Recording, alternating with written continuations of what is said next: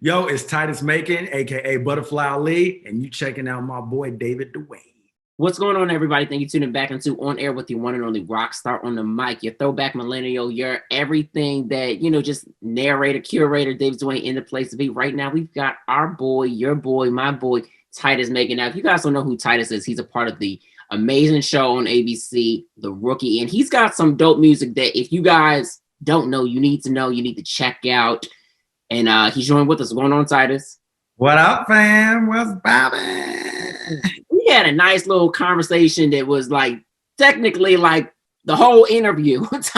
We already done. I hope y'all liked it. Yeah, look, they're gonna see it in some bloopers though. But let me say, first of all, congratulations on your success thus far in your career. 31, you don't even look 31, and the thing is, like, you doing dope things. Come on, look, show them that we can do it. Look. I'm just honored to be in the spaces that are allowing me to do it.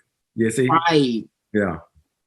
And that's a good thing. So when you think about the spaces that are allowing you to be a part of these different projects that you've been a part of, also acting and music and stuff like that, how does that feel? When you just kind of put everything into perspective.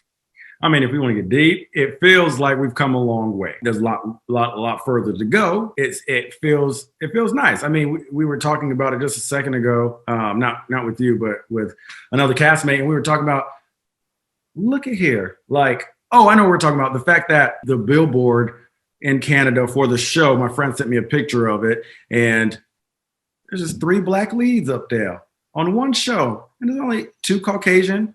And then there's a Hispanic and an Asian. And I was like, I would say that's some progression. You know what I mean? Like, I'm like, the fact that they're even willing to use our faces and to promote a show with 3 black faces, an Asian and a Hispanic, I'm pretty proud of that progression. But as far as the spaces that I'm in when it comes to music and acting and all that stuff, once again, it's just one of those things that it really just makes you appreciate that they're willing to hear you. You know what I mean? Yeah. And it's a good thing that you actually touched on what you touched on, just the fact of diversity in these times.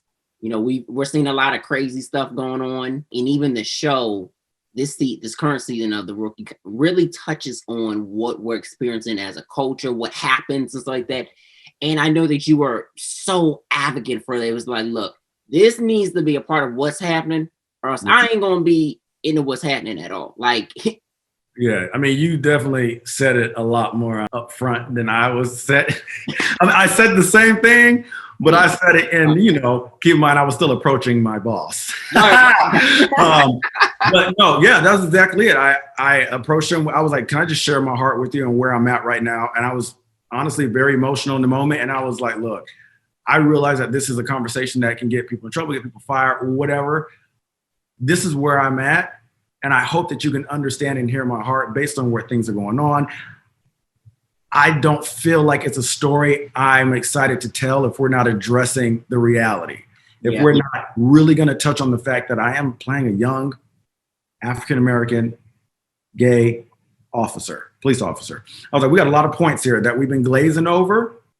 And the one I was mainly attacking because they have addressed that I was a gay officer before in the past, but the one that we haven't seen until now really address is racial injustice, police brutality, things like that. And it's things that I've been concerned about from the beginning, mind you. And I told the showrunner that, and I was like, this is from the beginning. I was always had a concern with playing a cop for the reason of not doing it in the right light, to the sense where it's like making it look pretty and not real. Do you know what I mean? Yeah, correct. Anyway, but yeah, thankful to him for hearing me, and it was something they were planning to do already, and it just lined up, and now we're doing it. Wow. And it's good that the stars align, and it is important because that certain key things, episode after episode, season after season, year after year, and within the storyline, it starts to build out, and people start to understand it more, because you can't just gloss over certain things. Yeah, no. It deserves a flush out, and I'm happy that they've been taking the first half of the season to give it some time to have some attention. You know what I mean? Yeah. How have you been feeling about, just everything that's been going on, because it's a lot. I know it's been a lot for me. Some days it's exhausting as fuck. And I was like that to be Black and then to be a Black man, just kind of like just seeing what's going on. And it's just like a continuation. I mean, it's been happening, but it's starting to hit us a little bit different because we're seeing young men that look just like us. Yeah. I mean, yeah, I agree with you. It is exhausting in a different way. And like you said, it's something when I talk to my friends who aren't African-American, especially, that's exactly how I explain it. I'm like, keep in mind, this is something that's always been happening. In my opinion, what has changed it now is an iPhone. The fact that everybody's getting to see it for themselves, and it's not just word of mouth. It's not just like, oh, because back in the day, I had so many people be like, oh, well, he said the N-word. Does that actually happen? Do people really say it? I'm like, yeah, bro, it happens. And it's kind of like hearsay, you know what I mean? But now that you can see it for yourself, you can go look at the videos. All these people can see it happening in live time. It's creating new conversations. I'm thankful for it, to be honest, because it's an awakening moment. It's a woke time for a lot of people, including myself.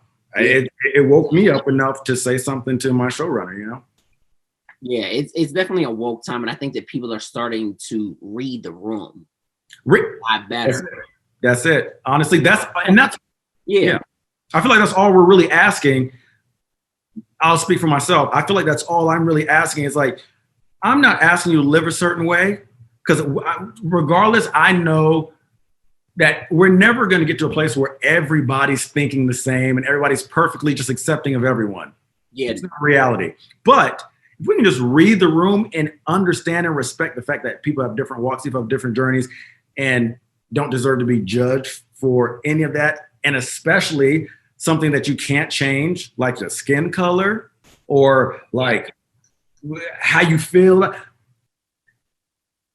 Read the room and just keep your mouth shut. If you don't like me because of my skin color, that's something you can feel. That's between you and God. You know what I mean? Amen. That's the truth, though. And people have to be able to, be honest with themselves. Can I rock with this? Can I not? And be able to be like, okay, I can't. Let me fall back. It ain't no shade, but just be able to be aware of your surroundings, of yourself first, and then read the room. Yeah. Self-awareness is everything. Everything. And I'm still working on it myself, but I'm happy that these conversations allow everybody to start working on it, No, I definitely am glad that they do too. So your role as Jackson, like how much of his character to you did you have to really dive into? Where do you feel like you guys similar? So a lot of people don't know this, but quite honestly, I would say about 5% we relate on. So what happened was the whole casting process with the role. Initially, people that watch the show would know a character named Tim, and Tim is like this kind of badass, kind of like more arrogant cop. And my character was initially like Tim. Like I was like kind of cocky, and I came in there. I was like, my dad is, commander of internal affairs. Like, what y'all really gonna do? Like in the whole casting process, I was kind of had this air to me, and I was gonna get humbled throughout the season. And then on the first day of filming, they flipped it, and they were like, look, we're gonna 180 the character. We don't want him to step on toes. We want him to be confident, but like in a more, I respect my authorities way. Anyway, it was all these notes that came from it. So it kind of flipped. The first guy was a lot more, actually, who Jackson is this season is a lot closer to me, but who he's been before, like I'm the type that's like, you better say something. You know what I mean? And Jackson's more like, okay, let me be careful of who and what and so on and so forth. And like, I don't want to do anything wrong. And I'm like, it might be wrong, but we're going to find out after I say something. Like that's more me. So we don't line up in how we handle things, but we line up in like a way of being goal oriented, knowing what we want and like going for it. You know what I mean? Right. Yeah. And let's talk about the importance of knowing what you want and going for it. Because acting, you went for this. Music, you went for it with your Butterfly Ali project and stuff like that. Let's just switch gears and talk about that, but also, really, address the music aspect as well too, and just getting into that goal-oriented mind state. Yeah, with that, I like what I was telling you before we started the first interview before the interview. I started the music, right? So for me, I always knew I wanted to sing and dance, and my sister was the actress, and she went to school for it. And then I don't know what it was for me. It was a combination of my sister, Fresh Prince of Bel-Air, and a movie called Step Up. Oh. Yeah, so I saw that and I was like, wait, there's a school where I can like kids. No, Step Up with Channing Tatum and them. Yeah, I said when we was little kids. Oh, I just said with the little kids, the movie with the little kids. Not with the little kids. Well, when we was little kids. Honey. Honey had the little kids. Honey had the little kids. That movie, there we go. Love me some Honey, boy. There we go. That was a great one too. Yeah, it was a great one. But when I watch it now, I was like, oh, it wasn't hitting like I thought it was, but it still go hard. Anyway, yeah, I saw those things and I was like, oh wait, I didn't know that there was a space where I could do all of those interests. You know what I mean? And I was like, oh, Step Up was like, I can go to school where I can sing, dance, and act. Oh, and then Glee was stuff like Glee. Well, that came out later, but shows like Glee and movies like Fame and all that stuff. I was like, well, wait, there's a world that exists where I can be on camera, sing and dance, but also be pursuing my music.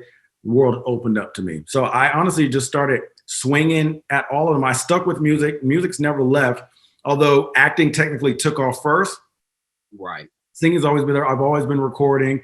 I used to release music under my name, and then I pulled all that. And when I was wondering about that because that's initially how I know you to be. Titus doing the music and then the acting. And then I went back earlier today. I said, where the heck is this damn music at? Yeah, so I took that stuff down because I started realizing that folks weren't it was for my personal reasons, but also because I realized that people unfortunately can't detach us. I gave them more credit than I should have because they'd be like, oh wait, this is you, but then like you're a cop too, and it's like, no, I'm not actually a cop. You know what I mean? Like you forget that people attach to who they want you to be based on what shows they watch you on. And I was like, okay, I just need to pull my little Donald Glover together here and give you my music, which is ironically enough, people attach Titus Makin to the roles that aren't me because I'm playing pretend. So they associate my actual self with fake people. And then the fake name is actually who I really am, which is bizarre. Do you know what I mean? So if you listen to my music and see how I am in videos or how I present myself fashionably or all that stuff, that all comes out of my music. So if you really want to know who I am, check out Butterfly League. But if you want to, they need to.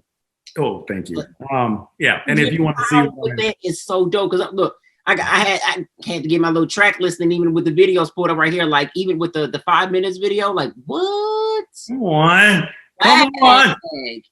And right now, even this is Jackson West. Do you know what I mean? Haircut from the shaved face, and it's like so. It's tricky for people, so I give them, I don't separate them. It's a persona. It's a sure. I view it as honestly I guess persona, but like an expression of my art, like almost like I album titled my entire career musically. You know what I mean? Like this is just because you're giving them both sides. So when they look at you as an artist, this is what they'll see the difference with you as an actor. Do you find it very difficult for people to just really hone in to both, or has that been something that it's kind of like easy because when you make that separation, it's kind of like, okay, they understand what it is this way? No, I actually feel like it's been pretty split. The great thing is people that follow me do appreciate both. Right. But it's just so drastically different that you either appreciate both, but you're a little more heavy, like, I come to you because I love the show. Or you're like, yo, I love your music. Oh, you act too, that's cool. But like your music goes hard. So it's like, honestly, I appreciate both. And it's like, I have to clarify to people, it's like, this is not an alter ego. It's not like a Sasha Fierce where I go to that to have confidence, and it's more like, no, this is the actual me. Like Butterfly Lee is legit. This is what I'm doing.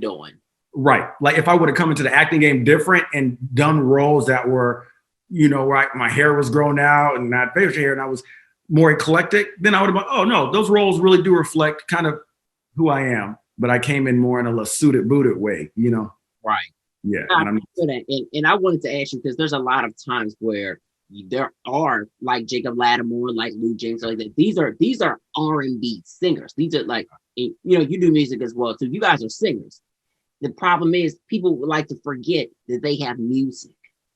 Right. See, and we gotta stop that, because the biggest thing is it's happening with our Black men more than anything else. Yeah, for sure. And it's heartbreaking because you guys put in extra hard work. Same thing with Algie. He does music too. Algie's been dope. Yeah, that's true. Let them know. I forget myself that Algie does music. That's actually funny. Yeah. Yep. Y'all really do. Mm-hmm. There's some great talent out there. Some great talent. But we're trying to bridge the gap. Open the door up. Get more of them actor singers out there, because it's like, yo. Right. Like y'all are present. Like y'all ain't being forgotten. And honestly, Donald, lots of people, obviously we go take it back, LL Cool J to Will Smiths to so on and so forth. But as far as like our generation, my generation, I guess probably people are younger than me, but my generation, Donald Glover. They mixed generation. Right. Donald Glover, Childish Gambino, that whole situation has honestly been paving a really awesome path for my generation, although it's been done multiple times before, Yeah. And of course, it's different between every generation, and people look at it in a different way. So what was it about the Black Butterfly Ali name that just kind of made you gravitate towards that? Because that's fly. I'm loving the branding side of that too, because when I see names like that, I'm like, there's a story there. So what was that story? Yeah, I was writing all this new music, and I was like, I don't want people to attach Pretty Little Liars, Glee, Rookie to this. Like it's not that. It's like my actual self. So I was writing a song that I wrote the lyric, which is a quote from Muhammad Ali, flow like a butterfly, sting like a bee. And it's in the song that I haven't released. I still haven't released, but I wrote it like a year and a half, 2 years ago. And I was like, okay. And I was looking for titles for the song, and I was like, something about Ali. I was like, I got to honor Ali. So it's like, I'm not trying to take his words. I wanted to know that I'm like honoring his words, his like quote. And so I was like, okay. And I was like, what about Mr. Ali? And I was like, nah. But anyway, it came down to where I was like, oh, Butterfly Ali, that's a cool title. And then I sat on it and I was like, yo, Butterfly Ali I was like, should that be like my album title, EP title? And I was like, that kind of just feels like me. Like, I'm underestimated because like butterflies, it's like, oh, you're bubbly, you're fun, but it's like, hold on now. And bad boys over the wings, they can defend. You know what I mean? Like, it's beautiful, but like, true. Don't act like we ain't warriors out here. And it's like, I felt like that. That explained my personality well. And it's like just the Ali of it all, just like, it just came together really cool. So it honestly all stemmed from me quoting Muhammad Ali and putting butterfly in the song and explaining why I was a butterfly, to be honest. The song talks about me feeling like a butterfly. Sting like a bee. And that's close to how it goes, but not exactly. But yeah, that's it. I like that. Come on, Titus, dang. and I roll with it, and here we are today, Butterfly Lee. Nah, but that's dope. I love it. And I was curious, like, what? I was like, what is the story behind this? Because every name that is a standout name, that there's always a story behind it. Yeah. And I recognize it's one of the names that you'd be like, even if I heard it, I'd be like, I'm sorry, who? But you talking about Butterfly Ali, you say, but it's one of them names that I feel like once you're forced to hear it, you just accept it. Childish Gambino, I first heard that and I was like, the what? Gambino, what? A childish one? What do you mean? But now it's fly. The Weeknd, when The Weeknd came out, tell me you wasn't like The Weeknd. You know what I mean? Especially with the spelling being different too. Exactly. But I was like, And Lizzo, all these names, when you hear them, you're like, but then you accept it and it's like, oh no, that's Lizzo. SZA. SZA. You know what I'm saying? So I just roll with it because I like they'll catch up. Yeah. Yeah. And that's dope. And with people catching up, what have been like the songs from your catalog would you say that people absolutely like love the most, that you are constantly receiving that fan love from? Yeah, I mean, people always love a good up-tempo bop. You know what I'm saying? They always like to have something to dance to. So I always get a response from predominantly Righteous in 5 minutes. Mm-hmm. Those two, typically what I hear is like people will say, yo, my favorite song is Rose, but I love Righteous. Or like they'll be like, yo, Rose is my vibe. It's on my little playlist. And yo, I'll be working out to 5. You know what I mean? So like I probably say overall throughout time, I would say Righteous. 5 minutes is like the most relevant because it's like one of the newer ones, but I would probably say Righteous was like the one that people were like, okay, hey, you know, first really getting the bop to Butterfly. No, but that's great that your fans have figured out which are their favorites, and those being like their top 3, top 4. Right. And fans don't be knowing. They be like, I like this song, this song, this song, this song, this song, this song, this song. But for them to be able to hone in and say, these my jams. Yeah. That's awesome. And I love taking that feedback. You know what I mean? Like I still like to create in my own space and do what I want to do, but I love listening to that. And I'm like, okay, I hear that. And I see what y'all rocking with. You know what I mean? Like I'll give you a little bit of that again, but you know, maybe a different way, but same thing. So what does creating look like in this time for you? Are you creating at home? Are you creating in the studio? You know, what is the process still the same before, you know, the pandemic, or is it still the same? It's completely different. I go to a different studio because now that while we're filming the show, I have to be around COVID tested people because obviously. So what I'll do is I'll Zoom session with the producer. We'll get stuff going, get to a place that we're happy with production wise. They'll send me the track. And then I'll go record my vocals at my friend's little living room. Well, it's not living room. He has it hooked up, but his house studio, and send all the vocals back to the producer. They'll put everything in. I'll do anything, go back to the studio. When normally I would go to the studio, do all that in like 1 or 2 sessions, but now we just do a back and forth thing, and then we because it's safer. Yeah. Right. Oh, that's craziness. Yeah.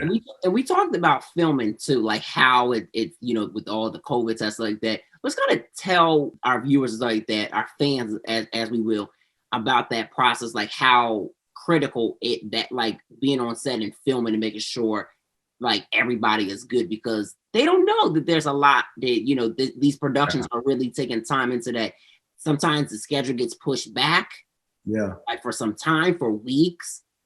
And I know that that's what's been going on, like with you guys as well too. Like it's been a very looked at situation. I mean, everybody's taking this very serious in the world of music and entertainment, for sure. Yeah, they put a lot of work into it. I mean, we get tested 3 times a week. We do rapid tests even in between those days. It's masks and shields. We got little tents that we zip up in between. Like it's like these clear kind of like bubble tents that we can sit in and eat. You know what I mean? Like there's a lot. But I know that our set are one of the few sets that do the tents, but they definitely are trying their best to keep us as safe as possible. So I appreciate that, you know? Yeah, no, that's a good thing. Yeah. Got to.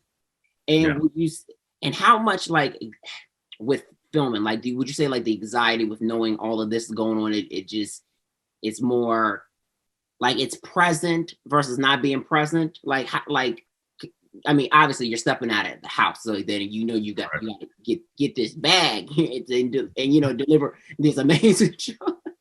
Titus, you know I'm blunt. Look, I don't even care. Look, you and me. Look, you got the right one. You know what I'm saying? I'm like, look, because I know that the whole coin that can be like, oh my gosh, and it still has. I mean, for anybody, it's like, oh my gosh, but you know, to really for what that is, it's like it's a different type of feeling. It started off that way for sure. Like when we started shooting the season, it played a big factor in like comfort. Like it's bizarre because you want to focus on what you're doing, but then you're like, yo, I'm acting with this person. We getting real close. Like, should I be worried? But no, they tested. Okay. And then you're like, okay, but everybody else, I'm on a set with about 100 some odd people. And you're like, okay, who? And so you for a while, you're thinking all those things while trying to just connect on camera. But then after a while, it's honestly, sadly, kind of becoming normal. And like, we're pretty used to it now. It's like, okay, they're about to call action, take off all your stuff, and then mask and stuff. And then now you're just gonna do it. Now it's just kind of the new normal. Yeah. I hope it doesn't stick, but you know, yeah. The new norm that will be faded soon enough. Lord's willing. Look, your mouth, God's ears. Come on. Yes. So what else are you have you been like working on too? Like outside of like music and film, have you been able to get into any other things during these times too, or just been focused on that? No, I mean, everything's been pretty related to those two. I mean, the most is I've been working on merch for Butterfly Lee, but that's still, you know, music stuff. But other than that, I not only typically is it already time consuming to be on set and then go to studio, then go to set, go to studio. Right. But on top of that, now anywhere else you go, people have to be tested or you have to stay home. So it like confines everything even more. So there's a small amount of time, but then there's, even in the windows that I did have, I kind of can't do anything with that much. Do you know what I mean? Right. But yeah, we definitely making the most. Yeah, because it's definitely a tight timing that you have to be able to do any other thing, especially with, you know, next. Right. I pretty much focus on my music and acting and make sure I'm giving all I can to both of those for sure. Oh, that's amazing. And like I said, you've been doing a great job. So congratulations. Thank you. On everything. I got to ask you, because we ask all our guests this question. What would you say exemplifies you as a person, as a man, an actor, and an artist? Ooh, okay. Let's go with man. I mean, it sounds a little, what's it called? Arrogant. But, I would probably say my honesty. I looked for that in people. When somebody can just, I like when people are willing to relate to other people. It's like, no. You can think what you want of me, but if you ask me a question, I'm gonna give you an answer because I don't know whose heart I'm healing or who I'm helping. So the more honest you can be, the more people you can affect, in my opinion. And I'm like, just be honest. Like, they'll figure it out.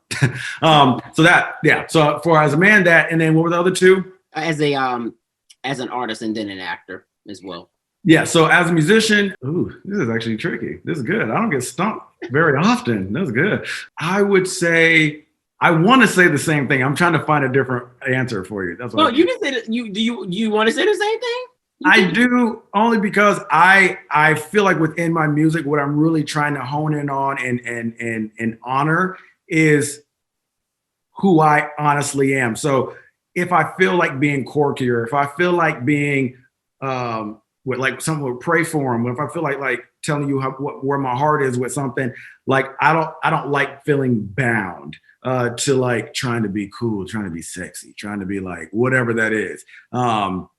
And I've always looked to artists like the Andre 3000s and the Pharrells and all these people who are a little more, I call it left of center when it comes to like R&B or soul music or funk, whatever you want to call it. So yeah, I would consider the same word, honesty, honest, who I really am. And then as an actor, that's hard because I'm always playing pretend. So I don't really know. As an actor, half the interview is going to be me thinking of this answer. I don't know. The quality for me overall is my truth as to who I am and what I stand for as a person, which for me is my relationship with God. But seriously though, because that's a through line for my entire career for who I am and what I honor, how I love, from what roles I play to what songs I make to how I communicate with you, like all of that is all rooted in my faith. So that's the overall. Well, that's the message in the word. Okay. On period, and Mary had a little lamb and everything. Hey, let him know. Point, period. Because he is the reason for the season. And I think that faith is always something that will always keep us going. And I'm a strong believer. So thank you, Jesus. Thank you, God. Yeah, I love it. And you said that too.